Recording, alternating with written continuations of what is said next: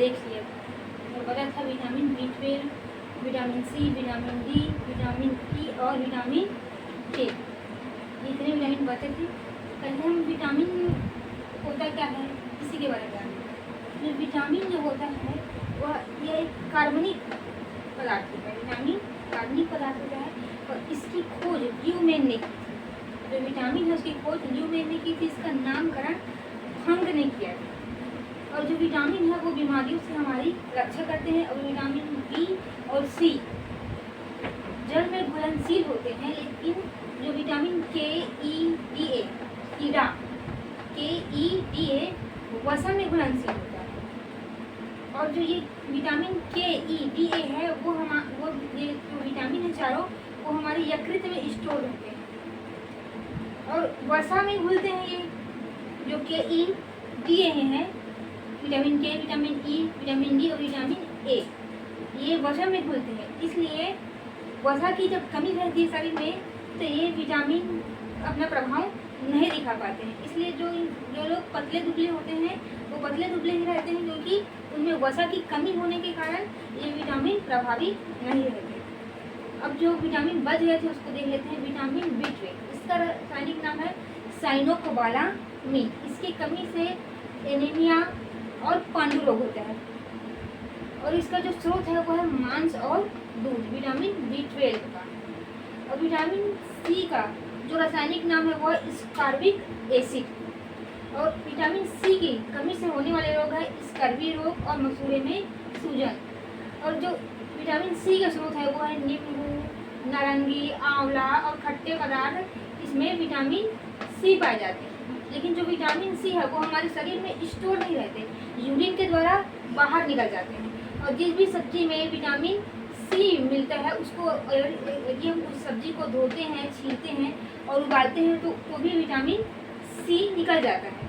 Vitamin C घाव को भरने में सहायता प्रदान करता है और विटामिन सी हम रोगों से रक्षा करता है। ये हमारे प्रतिरोधक क्षमता को बढ़ाता है। कौन? Vitamin C. इसके स्रोत याद रखना बहुत ईजी है। जितने भी खट्टे फल हैं जैसे कि नींबू, संतरा, आंवला, नारंगी, ये सब, इन सब में विटामिन सी मिलता है। अब आता है विटामिन डी का रासायनिक नाम कैल्सीफेरॉल। क्या नाम है? कैल्सीफेरॉल।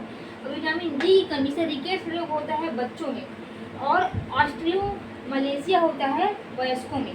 और विटामिन डी का सबसे अच्छा स्रोत होता है सूर्य का प्रकाश, फिर दूध और अंडे। और दूध से बनने वाले सभी पदार्थों में विटामिन डी पाया जाता है।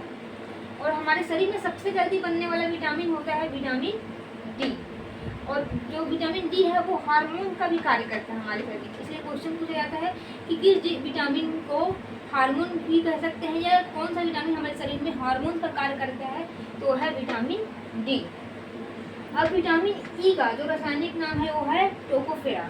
और इसकी कमी से हमें हमारी जनन क्षमता में कमी हो जाती है, विटामिन ई की कमी से। इसके स्रोत होते हैं अंकुरित अनाज और ये कोशिका के द्वारा स्वयं भी बनाए जाते हैं। कौन? Vitamin E. और विटामिन के का जो रासायनिक नाम है वो फिलोक्विनोन है। इसकी कमी से रक्त का थक्का नहीं जमता है। और अधिक मात्रा में अगर विटामिन के हमारे शरीर में पाया जाए तो ब्रेन हेमरेज का भी खतरा रहता है। इसके स्रोत होते हैं विटामिन के टमाटर और सब्जी। तो ये बचे हुए विटामिन भी कंप्लीट हो गए। एक बार और मैं रिवाइज कर देती हूँ ताकि आपको याद हो जाए। विटामिन जो B12 होता है उसका रासायनिक नाम है साइनोकोबालामीन।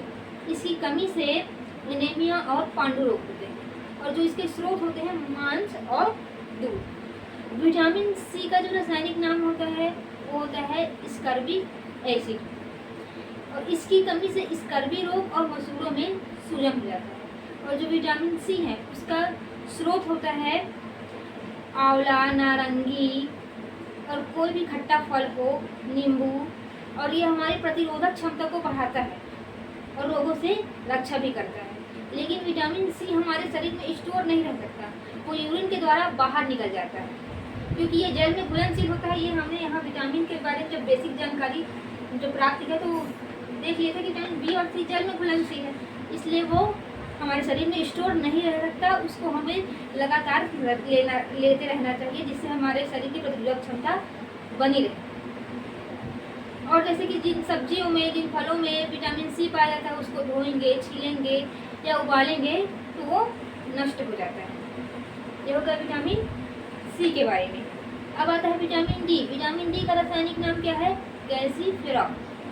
तो जब इसकी कमी होती है तो बच्चों में रिकेट्स रोग हो जाता है और वयस्कों में ऑस्टियोमालासिया रोग होता है। तो इसका जो विटामिन डी का जो सबसे अच्छा स्रोत माना जाता है सूर्य का प्रकाश, दूध और अंडा और दूध से बनने वाले कोई भी पदार्थ। और हमारे शरीर में सबसे जल्दी बनने वाला जो विटामिन है वो है विटामिन डी। और ये हमारे शरीर में हार्मोन्स का भी कार्य करता है। विटामिन ई का रासायनिक नाम है टोकोफेरा। इससे हमारे जब इसकी कमी होती है तो हमारी जनन क्षमता में कमी हो जाती है। इसको पूरा करने के लिए अंकुरित अनाज का सेवन करना चाहिए और ये हमारे कोशिका में स्वयं बनता है। कौन? Vitamin E. इसके बाद आता है विटामिन डी, विटामिन के। विटामिन के का जो रासायनिक नाम है वो फिलोक्विनोन।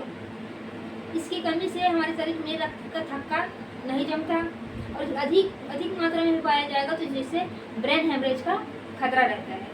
जैसे कि अगर इसकी कमी हो गई तो रक्त का थक्का नहीं जमेगा। किसी का एक्सीडेंट हो गया है तो अगर रक्त का थक्का नहीं जमेगा तो रक्त इतना ज़्यादा बढ़ जाएगा कि जान का खतरा भी हो सकता है। इसलिए इसकी कमी भी खतरनाक है और इसका अधिकता से ब्रेन हेमरेज भी हो सकता है। तो जो विटामिन के है उसके स्रोत हैं टमाटर और सब्जियाँ।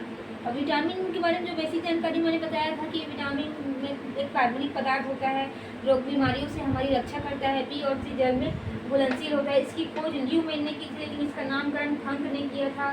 जो विटामिन KEDA कीड़ा, एक शॉर्ट फॉर्म बना लेते हैं याद करने के लिए, ये हमारे यकृत में स्टोर रहता है और वसा में ही घुलनशील होता है। कौन? KEDA।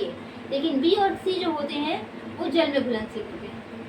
तो ये विटामिन हमारा क्लास हो गया पूरा। तो देखने के लिए थैंक यू। अच्छा लगे तो लाइक करिएगा।